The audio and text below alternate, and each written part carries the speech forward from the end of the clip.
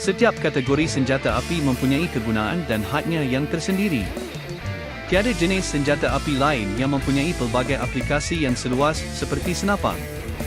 Senjata pilihan dalam penempatan tempur ketenteraan, ia lasak, hampir tidak boleh dimusnahkan dan mampu mengenai sasaran dari 10 kaki hingga ratusan ela jauhnya.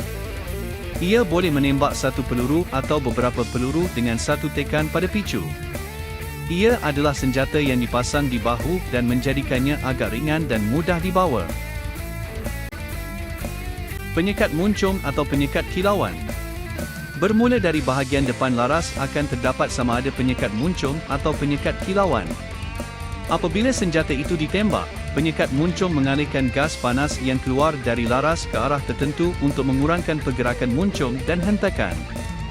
Penekan kilatan dikonfigurasikan supaya gas panas yang keluar dari laras terganggu dengan udara yang lebih sejuk, mengehadkan letupan cahaya yang boleh dilihat untuk membantu dalam penyamaran. Pelindung tangan menutupi bahagian belakang laras. Pelindung tangan mengelilingi laras membolehkan penembak mempunyai pegangan depan yang tidak licin yang melindungi tangan penembak daripada laras yang panas. Pemegang terletak di bahagian atas senjata di belakang pelindung tangan. Seperti namanya, pemegang membolehkan senjata dibawa dengan satu tangan. Pencekah terletak di belakang pemegang, tepat di bawah pandangan belakang, dan digunakan untuk mencekah senjata. Menarik pencekah ini ke belakang dan melepaskannya akan mengisi senjata dengan peluru ke dalam ruang tembak. Pejera hadapan dan belakang. Kedua-dua pejera hadapan dan belakang boleh dilaras. Pelarasan ini digunakan bagi mendapatkan radat sifar senjata apabila penembakan dilakukan. Di bawah pemegang terdapat pembukaan segi empat tepat yang dipanggil lubang kelopak peluru, magazine. Tempat ini adalah tempat kelopak yang akan dimuatkan.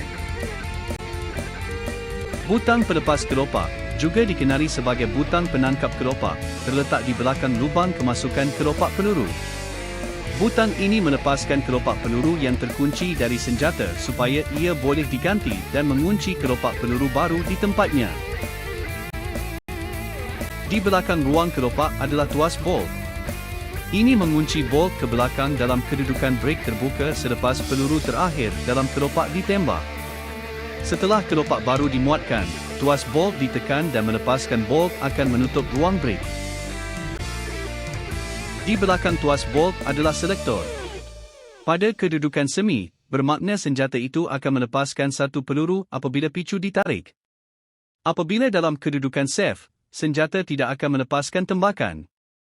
Dalam kedudukan auto penuh, satu tekan pada picu akan menembak 3 peluru. Dalam kedudukan auto juga, jika ditarik picu tanpa melepaskannya, senjata akan melepaskan peluru berterusan tanpa henti. Terdapat banyak konfigurasi yang berbeza, dari pemegang tangan tetap hingga pemegang tangan yang boleh lipat bergantung pada jenis dan tujuan senjata tersebut. Pegang tangan juga akan berbeza dari pegangan pistol pada senjata jenis ketenteraan. Pemicu adalah mekanisme yang mengaktifkan fungsi senjata jarak jauh seperti senapang, senapang angin, busur silang, atau senapang lembing. Perkataan ini juga boleh digunakan untuk menggambarkan suis yang memulakan operasi peranti bukan menembak lain seperti perangkap, alat kuasa, atau pelepasan cepat. Pelindung picu adalah gelong pelindung yang mengelilingi picu senjata api yang direka untuk mengelakkan sentuhan yang tidak diingini dengan picu, yang mungkin menyebabkan tembakan tidak sengaja. Juga dikenali sebagai pad penyerapan hentakan, ia adalah bahagian yang bersentuhan langsung dengan penembak. Apabila senjata itu ditembak, daya hentakan akan dipindahkan dari senjata kepada penembak melalui pad hentakan. Banyak daripada pad-pad ini diperbuat daripada getah keras untuk menyerap sebahagian daripada daya hentakan. Laras, barel, M16 adalah sepanjang 20 inci. 508 mm. M16 adalah senapang yang dikendalikan oleh gas dengan bolt berputar tertutup dan kartridge NATO 5.56. M16A1 mempunyai kadar tembakan berterusan kitaran sebanyak 700-800 peluru seminit.